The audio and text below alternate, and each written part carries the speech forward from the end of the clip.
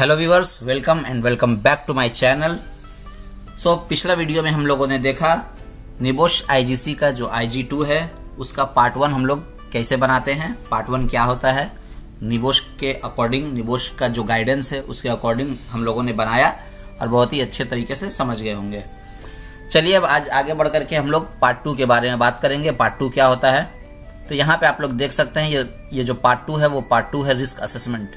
यानी कि हम लोग का जो ये पेपर IG2 है उसका मेन चीज है रिस्क असेसमेंट बनाना, और ये IG2 के पार्ट 2 में आता है रिस्क असेसमेंट। अब रिस्क असेसमेंट बनाने के लिए क्या करना है, तो वहां पे मैंने निबोश का ऑफिशियल गाइडेंस खोला है, वहां पे पूरा सब कुछ क्लियर दिखा रहा है कि क्या क्या चीज होना चाहिए हम लोग के IG2 के पार्ट 2 में। ठीक है, तो यहाँ पे आप लोग देख सकते हैं कि यहाँ पे सिंपली से ये दिया है कि अब आपको IG2 का रिस्क असेसमेंट को कंप्लीट करना है अपने ऑर्गेनाइजेशन का, और आपको मिनिमम 10 डिफरेंट हजार्ड लिखने हैं और मिनिमम 5 डिफरेंट हजार्ड कैटेगरीज डालने हैं। मतलब अब यहाँ पे आप लोगों को कंफ्यूजन हो सकता है कि ये हजार्ड क्या है और हजार्ड कैटेगरीज क्या है। ठीक है, तो हजार्ड नॉर्मली होता है, जैसा हम लोग जानते हैं, अगर हाइट पे काम हो रहा है तो बंदा ऊपर से नीचे गिर सकता है, फॉल ऑफ पीपल जिसको बोलते हैं, या फिर फॉल ऑफ मटेरियल हो सकता है, तो ये एक तरह का हजार्ड आता है। ठीक है, लेकिन जो हम लोग हाइट पे काम कर रहे हैं वो हमारा हजार्ड कैटेगरी है। तो हजार्ड कैटेगरी को यहाँ पे निबोश ने अच्छे तरीके से डाल दिया है आप लोग को समझने के लिए। वो पूरा हजार्ड कैटेगरी जो है निबोश के हिसाब से वो यहाँ पे पूरा डाला हुआ है। जैसे आप लोग देख सकते हैं एलिमेंट 5 से लेकर के एलिमेंट 11 के बीच में ये जितना है, noise, vibration, radiation, mental health, violence at work, उसके बाद नीचे में देख सकते हैं hazardous substances, fire, electricity, work equipment and machinery, ये सारा कुछ जो है ये हजार्ड्स कैटेगरी है। तो जब भी हम लोग रिस्क असेसमेंट बनाएंगे तो वहां पे हम लोगों को ये चीज का ध्यान देना है कि कम से कम 10 डिफरेंट हजार्ड बनाने हैं और मिनिमम वहां पे 5 कैटेगरीज ऑफ हजार्ड होने चाहिए। ठीक है, ये भी मैं आप लोगों को आगे चल करके दिखाऊंगा, जिससे आप लोगों को आसानी से सब कुछ सारा कुछ समझ में आ जाएगा। तो मिनिमम 5 हजार्ड कैटेगरी होना चाहिए। मतलब ये यहाँ पे टोटल 21 या 20 या 22 है, यहाँ पे आप काउंट कर लीजिएगा। इनमें से कम कोई भी 5 आप लोगों को लेना है, और ले करके उसके बाद आप जब अपने रिस्क असेसमेंट के कॉलम में डालेंगे तो वहां पे आपको फिर डिफरेंट हजार्ड्स डालने हैं। अब वो हजार्ड्स आप रिपीट कर सकते हैं, जैसा कि बोला कि 5 डिफरेंट कैटेगरीज ऑफ हजार्ड होने चाहिए। तो अगर आपने वहां पे 5 डाल दिया है, अब उसी हजार्ड कैटेगरी के अंदर में अगर आपको दूसरा कुछ हजार्ड दिख रहा है, जैसा कि मैंने अभी बताया वर्क एट हाइट, ये एक तरह का हजार्ड कैटेगरी हो गया। लेकिन जब हम लोग हाइट पे काम कर रहे हैं तो उस टाइम में ऊपर से बंदा भी गिर सकता है, ऊपर से सामान भी गिर सकता है। तो ये जो बंदा गिर रहा है वो अलग हजार्ड है, जो सामान गिर रहा है वो अलग हजार्ड है। ठीक है, तो वहां पे आप लोग क्या कर सकते हैं कि एक ही हजार्ड कैटेगरी से 2 हजार्ड भी डाल सकते हैं, उसके लिए कोई प्रॉब्लम नहीं है। ठीक है, लेकिन कम से कम 5 हजार्ड कैटेगरी होना चाहिए।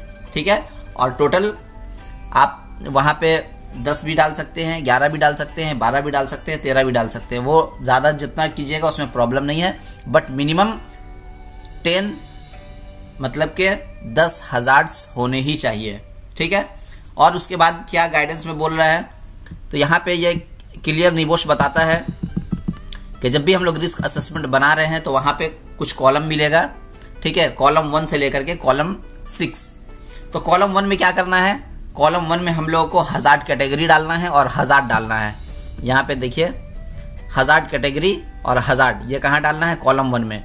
कॉलम 2 में क्या डालना है, who may be harmed and how, मतलब किसको उस हजार्ड के वजह से नुकसान पहुंच सकता है, खतरा पहुंच सकता है, और किस तरीके से पहुंच सकता है। उसके बाद जो कॉलम 3 है वो इसलिए आता है कि आप इस चीज को कंट्रोल करने के लिए या इस हजार्ड को कंट्रोल करने के लिए आप ऑलरेडी क्या कर रहे हैं। और चौथा कॉलम में डालना यह है कि आप लोगों को इसके अलावा और कौन सा कंट्रोल मेजर डालना है या कौन सा प्रिकॉशन डालना है। ठीक है, वो सारा कुछ होना चाहिए। लेकिन यहाँ पे आपको ध्यान रखना है कि जब भी आप कॉलम 4 यानी कि एडिशनल कंट्रोल भरते हैं तो वो कंट्रोल मेजर्स जो है बिल्कुल ही हायरार्की ऑफ कंट्रोल के अकॉर्डिंग होना चाहिए। जैसा कि हम लोगों को मालूम होगा कि हायरार्की ऑफ कंट्रोल 5 हैं। पहला क्या है? पहला है एलिमिनेशन, दूसरा है सब्स्टिट्यूशन, तीसरा है इंजीनियरिंग कंट्रोल, चौथा है एडमिनिस्ट्रेटिव कंट्रोल और पांचवा आखिरी वो है पीपीईज यानी पर्सनल प्रोटेक्टिव इक्विपमेंट। तो जब भी हम लोग एडिशनल जो हम लोग डालेंगे कंट्रोल मेजर, तो वहां पे हायरार्की ऑफ कंट्रोल को बराबर से फॉलो करना है। अगर आप फॉलो नहीं करते हैं तो फिर वहां पे चांस है कि निबोश आपके इस पेपर को रिफर कर दे, ठीक है, यानी कि आपको इस पेपर में रोक दे, दोबारा आपको ये पेपर देना पड़ सकता है। तो इसलिए जब भी आप लोग एडिशनल कंट्रोल मेजर को डालते हैं तो वहां पे हायरार्की ऑफ कंट्रोल को बराबर फॉलो करना है। उसके बाद जो पांचवा कॉलम है, पांचवा कॉलम में एक टाइम स्केल दिया जाता है। मतलब आप जो ये अपना रिस्क असेसमेंट बना रहे हैं, ये जो आपने एडिशनल कंट्रोल मेजर्स डाला है उसको पूरा होने में कितना दिन का टाइम चाहिए। कुछ होता है जो 1 दिन का टाइम चाहिए होता है, कुछ होता है जिसके लिए 1 महीना भी लग सकता है, कुछ होता है जो इमीडिएट होता है, ठीक है। तो आप कौन सा एडिशनल कंट्रोल मेजर डाल रहे हैं उसके हिसाब से आप अपना कुछ भी टाइम स्केल सेट कर सकते हैं। उसके बाद जो लास्ट कॉलम है वो है रिस्पॉन्सिबल पर्सन का। तो यहाँ पे मतलब कि आपने कुछ डाल दिया है एडिशनल कंट्रोल मेजर, अब उस कंट्रोल मेजर को किसको फॉलो करना है, किसको पूरा करना है, उसका रिस्पॉन्सिबल पर्सन कौन है, आपने उसकी जिम्मेदारी किसको दी है, तो वो वहां पे डालना है, ठीक है। तो आगे जब हम लोग अभी बनाएंगे तो वहां पे जो भी कुछ डाउट है वो सारा कुछ क्लियर हो जाएगा। तो चलिए अब आगे बढ़ते हैं और आगे बढ़ करके देखते हैं कि हम लोगों को अपना रिस्क असेसमेंट कैसे बनाना है। तो यहाँ पे हम लोग आ गए हैं अपने रिस्क असेसमेंट के टेम्पलेट पे। यहाँ पे देख सकते हैं पार्ट 2 लिखा हुआ है रिस्क असेसमेंट। यहाँ पे सबसे पहले आपको अपना ऑर्गेनाइजेशन का नाम डाल देना है, मतलब कि कौन सी कंपनी के नाम से आप बना रहे थे, जो कि ऑलरेडी आपने पहला पार्ट में डाल दिया है। तो सेम नेम यहाँ पे भी डालना होगा कंपनी का। उसके बाद आप कितने तारीख को ये असेसमेंट बना रहे हैं वो सारा डेट डाल देना होगा। ये नॉर्मली आपका जब एग्जाम है, यानी कि आपने कब IG 1 दिया है उससे 2-4 दिन आगे या पीछे का डेट डाल सकते हैं। उसके बाद स्कोप ऑफ रिस्क असेसमेंट, जैसा कि पार्ट 1 में पहले बताया था कि रिस्क असेसमेंट का स्कोप कहाँ पे है, मतलब आपने कहाँ कहाँ पे बनाया है, कौन कौन से एरिया को कवर किया है, तो वो एरिया को लिखना है। जैसा कि हम लोगों ने लेडाउन को और प्लांट एरिया को कवर किया है अपने इस रिस्क असेसमेंट में। तो चलिए अभी जैसा कि आप लोगों को गाइडेंस में दिखाया कि टोटल 6 कॉलम होते हैं, तो यहाँ पे देख सकते हैं 1 2 3 4 5 6। पहला कॉलम में क्या था, वहां पे जैसा लिखा हुआ था हजार्ड कैटेगरी एंड हजार्ड को पहले कॉलम में डालना होगा। तो जैसा कि मैंने आप लोगों को बताया कि जो भी हजार्ड कैटेगरी और हजार्ड के बीच में हम लोगों को कंफ्यूजन है, वो आगे जाकर के हम लोगों का कंफ्यूजन थोड़ा डाउट पूरा जो कंफ्यूजन है वो क्लियर हो जाएगा। तो सबसे पहले हम लोगों को क्या डालना है वो है हजार्ड कैटेगरी। तो मैंने निबोश का वो पूरा गाइडेंस दिखाया था जिसमें उन्होंने हजार्ड कैटेगरी को बताया है लिख करके कि निबोश इन चीज़ों को हजार्ड कैटेगरी मानता है, तो इन्हीं चीज़ों को आपको अपने रिस्क असेसमेंट में इंक्लूड करना है। इसके अलावा अगर आप किसी और चीज़ को इंक्लूड कर देंगे तो 100% आपका पेपर रिफर होने वाला है, क्योंकि आपने निबोश को फॉलो ही नहीं किया है। तो सबसे पहले हम लोगों ने वर्किंग एट हाइट, ये जैसा कि मैंने बताया हजार्ड कैटेगरी है, उसको डाल दिया है। और ये हजार्ड कैटेगरी के साथ में अब हजार्ड डालना है, यानी कि अब अगर आप हाइट पे काम कर रहे हैं तो वहां पे हजार्ड क्या है, खतरा क्या है, तो मैंने फॉलिंग ऑफ पीपल डाला है। मतलब कि हाइट पे अगर बंदा काम करेगा तो वो ऊपर से नीचे गिर सकता है, तो ये मैंने यहाँ पे फॉल ऑफ पीपल ये हमने हजार्ड डाल दिया है, ये हमारा हजार्ड है, ठीक है। अब जो दूसरा कॉलम है वो कॉलम क्या है, who might be harmed and how, मतलब कि किसको नुकसान पहुंच सकता है और किस तरीके से पहुंच सकता है, तो हम लोगों को इस कॉलम में ये डालना होगा। तो जैसा कि मैंने पहले ही आपको बताया कि मैं जो रिस्क असेसमेंट बना रहा हूं वो रिस्क असेसमेंट है कि हमारे बंदे या फिर हमारी कंपनी जो इस प्रोजेक्ट में काम कर रही है उसका काम स्काफोल्डिंग का है, स्काफोल्डिंग बनाने का, पेंटिंग ब्लास्टिंग करने का। तो इसलिए मैं यहाँ पे स्काफोल्डिंग ग्रुप को लेकर के आया हूँ। तो अब हाइट पे अगर काम हो रही है तो वहां से कौन बंदा गिर सकता है, तो कौन बंदा गिरेगा, जाहिर सी बात है जो आदमी ऊपर में काम कर रहा है। अब ऊपर में काम कौन कर रहा है, तो स्काफोल्डिंग कौन बनाता है, स्काफोल्डर बनाता है। इसलिए वर्कर या फिर स्काफोल्डर जो हाइट पे जा रहे हैं काम करने के लिए वो उनसे हार्म्ड होंगे, मतलब उनको नुकसान पहुंचेगा। अब एंड हाउ, किस तरीके से उनको नुकसान पहुंचेगा, तो वो यहाँ पे एक्सप्लेन करना पड़ता है। While scaffolding erection modification and dismantling scaffolders need to go at height, ठीक है। जब भी स्काफोल्डर्स स्काफोल्डिंग बनाते हैं तो स्काफोल्डिंग इसीलिए बनाया जाता है ताकि बंदे हाइट पे जाकर के काम कर सकें, ठीक है। तो जब भी स्काफोल्डर्स लोग अपना काम कर रहे हैं तो उनको हाइट पे जाना पड़ता है। When they are working at height that time scaffolding platform is not ready to be used, क्योंकि स्काफोल्डर लोग जब भी हाइट पे जाते हैं या फिर स्काफोल्डर लोग जब भी स्काफोल्डिंग प्लेटफॉर्म बनाते हैं तो उस टाइम में वो प्लेटफॉर्म इनकम्प्लीट होता है, क्योंकि स्काफोल्डर जाएगा तभी तो वो स्काफोल्डिंग प्लेटफॉर्म बनेगा। इसलिए वो पूरा प्लेटफॉर्म अनसेफ होता है, अनसिक्योर होता है, इंस्पेक्शन नहीं किया हुआ होता है, तो इसलिए वो प्लेटफॉर्म बहुत ज्यादा खतरे में होता है। तो जो भी बंदे उसके ऊपर काम कर रहे हैं उनको खतरा ज्यादा होता है। ठीक है।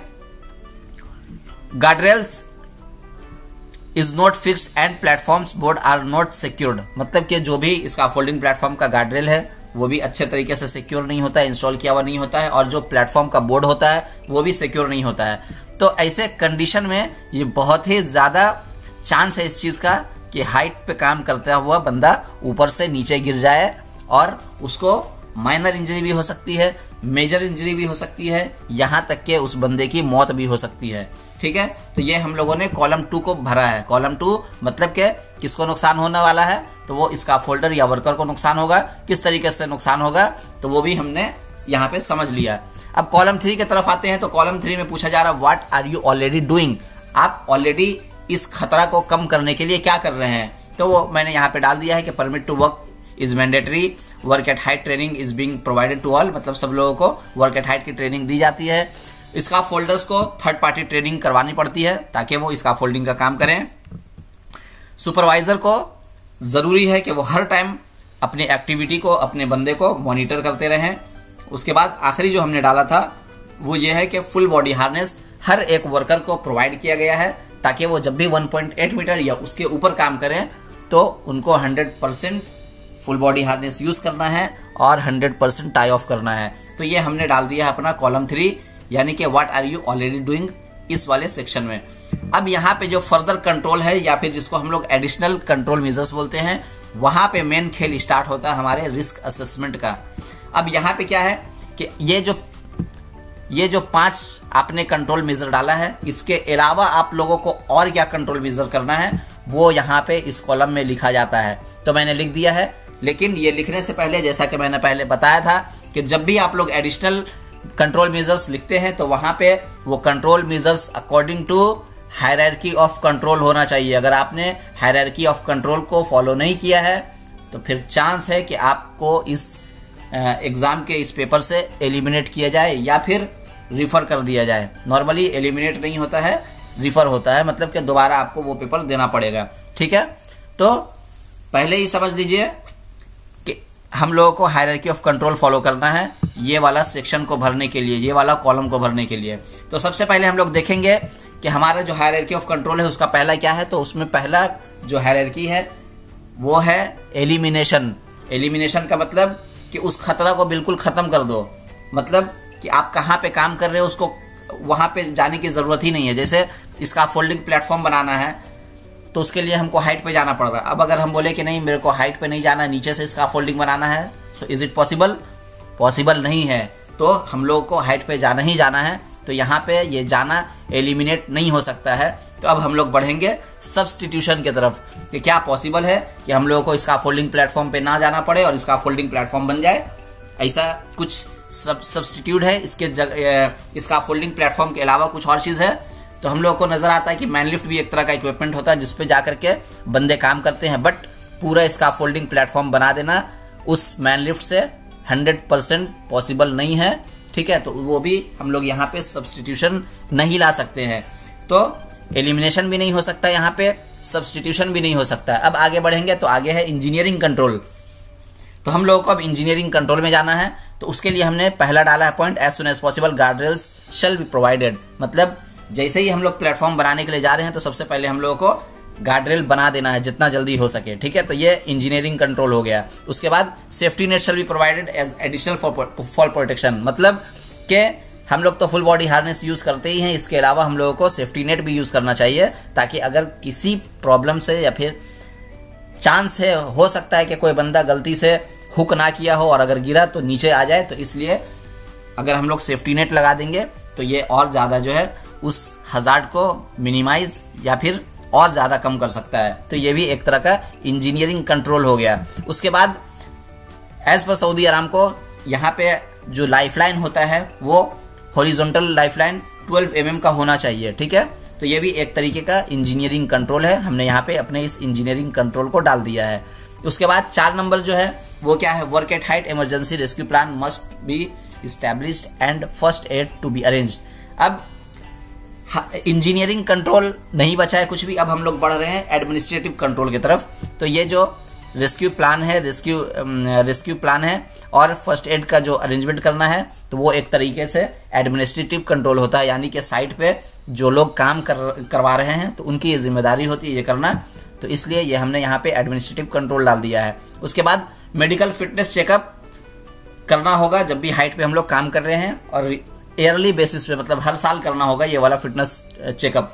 तो ये भी एक तरीके का एडमिनिस्ट्रेटिव कंट्रोल है जो मैंने यहाँ पे डाल दिया है। उसके बाद लास्ट में क्या आता है, पीपीई, हायरार्की ऑफ कंट्रोल का जो लास्ट है पॉइंट वो है पीपीई। तब हम लोगों को यहाँ पे डालना है 100% eye off must be maintain while working और walking at on incomplete scaffolding platform और एलिवेटेड प्लेटफॉर्म।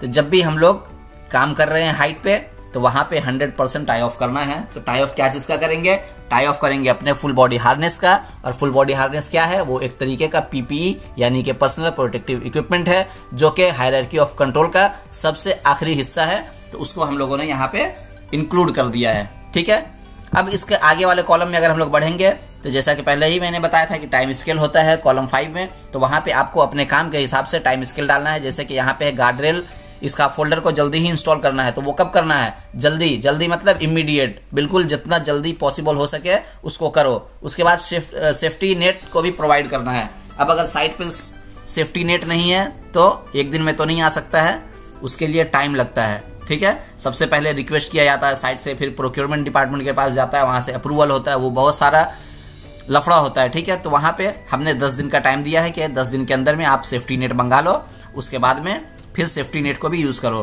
फिर ये एक इमीडिएट वाला आया, ये क्या है, 12 mm का हॉरिजॉन्टल वायर रोप लाइफलाइन, क्योंकि हाइट पे अगर काम कर रहे हैं लाइफलाइन ही नहीं है तो फिर हाइट पे आप कैसे जा रहे हैं काम करने के लिए। ठीक है, बिना लाइफलाइन का आप वहां पे हुक कर ही नहीं सकते हैं, और अगर आपको हुक करने का जगह नहीं है तो आप हाइट पे काम नहीं कर सकते हैं, इसीलिए इसको मैंने इमीडिएट डाल दिया है। और ठीक उसी तरीके से जैसे जैसे आगे बढ़ेंगे यहाँ पे टाइम अकॉर्डिंग टू आपके फर्दर कंट्रोल मेजर का यहाँ पे सारा कुछ डाला हुआ है। उसके बाद जो लास्ट कॉलम यानी कि कॉलम 6 है, उसमें रिस्पॉन्सिबल पर्सन के नाम दिए हुए हैं, मतलब कि कौन कौन आदमी है जो इसके लिए रिस्पॉन्सिबल है। जैसे कि गार्डरेल इंस्टॉल करना है वो कौन करेगा, इसका फोल्डर काम कर रहा है तो इसका फोल्डर काम कर इसका फोल्डर की ये जिम्मेदारी है, उसको करना है। लेकिन जो उसका सुपरवाइजर है उसको भी इंश्योर करना है कि हाँ हमारा वर्कर जब ऊपर में काम कर रहा है तो वो बिल्कुल सेफ हो, तो ये उसकी जिम्मेदारी है सुपरवाइजर की भी, कि सुपरवाइजर अपने वर्कर को बोले कि जितना जल्दी हो सकता है गार्डरेल को इंस्टॉल करे। ठीक उसी तरीके से सेफ्टी नेट का इंतजाम कौन करेगा, जाहिर सी बात है वो प्रोजेक्ट मैनेजर करेगा, क्योंकि प्रोजेक्ट का जो सारा कुछ होता है करता धरता वो प्रोजेक्ट मैनेजर होता है और एचएससी मैनेजर होता है। जैसा कि मैंने पहले ही बताया कि एचएससी मैनेजर जो है वो हमारे कंपनी का जो मैनेजिंग डायरेक्टर है उससे डायरेक्टली इन्वॉल्व है हर चीज में, तो वो इस मैटर को देखेगा, वो भी इसके लिए रिस्पॉन्सिबल है। ठीक है, ठीक वैसे ही 12 mm का जो रोप आएगा वो रोप कौन लेकर के आएगा, तो वो भी प्रोजेक्ट मैनेजर और एचएससी मैनेजर की जिम्मेदारी है, उनको लेकर के ये चीज आना है। फिर work at height emergency rescue plan वो कौन बनाएगा, तो वो एचएससी मैनेजर बनाएगा। ठीक है, तो ये सारा कुछ जो हमारे रिस्क असेसमेंट का 6 कॉलम है वो मैंने आप लोगों को अच्छे से समझा दिया। चलिए एक और टॉपिक के ऊपर आगे बढ़ते हैं। मतलब कि अभी हमने वर्किंग एट हाइट, ये जो हमारा हजार्ड कैटेगरी है उस पर बात की, अब एक और हजार्ड कैटेगरी पे बात कर लेते हैं ताकि आप लोगों का डाउट बिल्कुल ही क्लियर हो जाए। ठीक है, तो अभी हम लोगों ने एक हजार्ड बना लिया है और एक हजार्ड कैटेगरी भी बना लिया है। मतलब कि हम लोगों को जो मिनिमम 10 बनाना था उसमें से एक हम लोगों ने रिस्क असेसमेंट कंप्लीट कर लिया है। अब अगला जो हमारा हजार्ड कैटेगरी है वो क्या है, confined spaces. According to NIOSH confined spaces ये भी एक तरीके का हजार्ड कैटेगरी है जो हम लोगों को डालना है। तो हमने यहाँ पे हजार्ड कैटेगरी कन्फाइंड स्पेस डाल दिया है। अब कन्फाइंड स्पेस के अंदर अगर हम लोग काम कर रहे हैं तो उसके अंदर हजार्ड क्या क्या है, तो वो मैंने यहाँ पे डाला है, वो है presence of toxic flammable gases and oxygen deficiency in work area, या फिर इनसाइड अ कन्फाइंड स्पेस, जब भी हम लोग कन्फाइंड स्पेस के अंदर काम करते हैं तो उसके अंदर सबसे ज़्यादा खतरा यही होता है ऑयल एंड गैस में कि उसके अंदर कुछ भी टॉक्सिक गैस हो या फ्लेमेबल गैस हो या फिर ऑक्सीजन की कमी हो।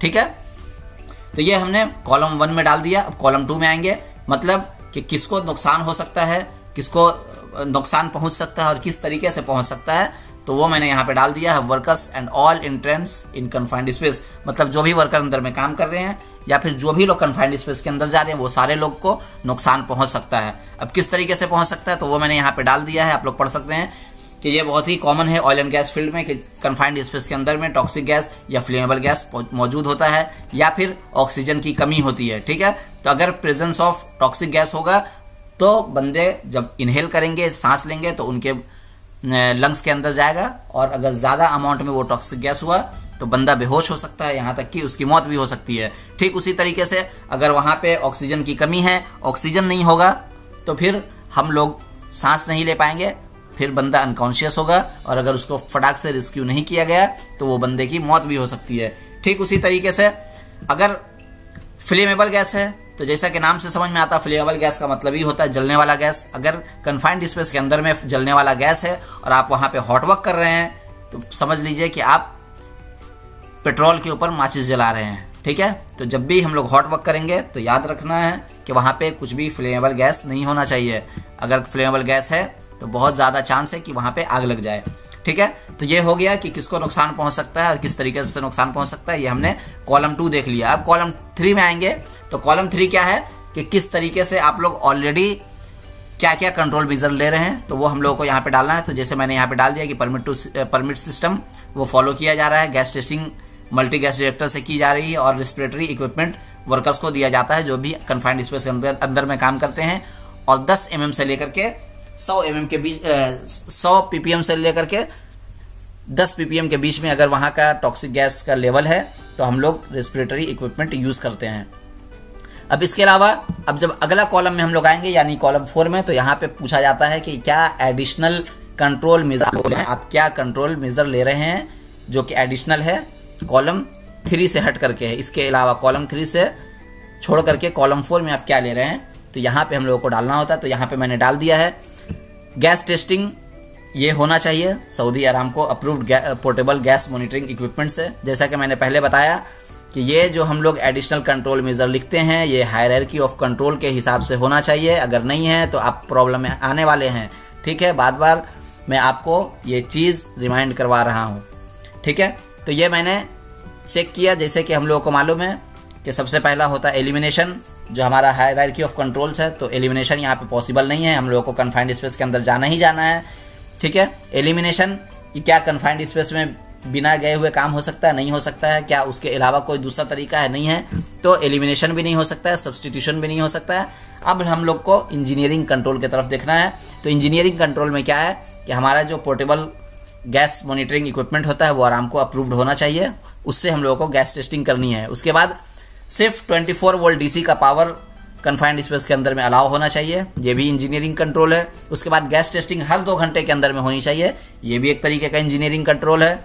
उसके बाद at least 1 fire extinguisher of 30 LBs, मतलब कि कम से कम 30 पाउंड का फायर एक्सटिंग्विशर होना चाहिए कन्फाइंड स्पेस के एंट्री एग्जिट पॉइंट पे। ठीक है, उसके बाद कार्बन डाइऑक्साइड टाइप का फायर एक्सटिंग्विशर कन्फाइंड स्पेस के अंदर में यूज नहीं करना है।